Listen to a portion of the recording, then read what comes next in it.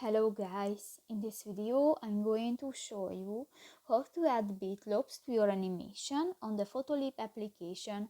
But first of all, I just want to mention, please don't forget to subscribe to our channel, because at 100,000 subscribers we are going to show you our YouTube revenue statistics and growth strategy, how to make money online.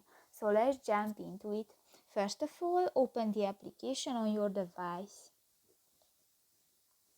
Tap to the third option, the animate, at the upper side of the screen, and select a picture from your gallery.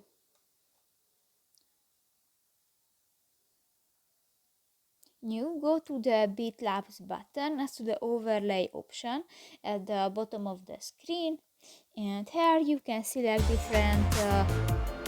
different beatloops, and you can edit the volume. This that just put the line on the scale and done. So that's pretty much it for this video, guys. See you in the next one. Bye bye.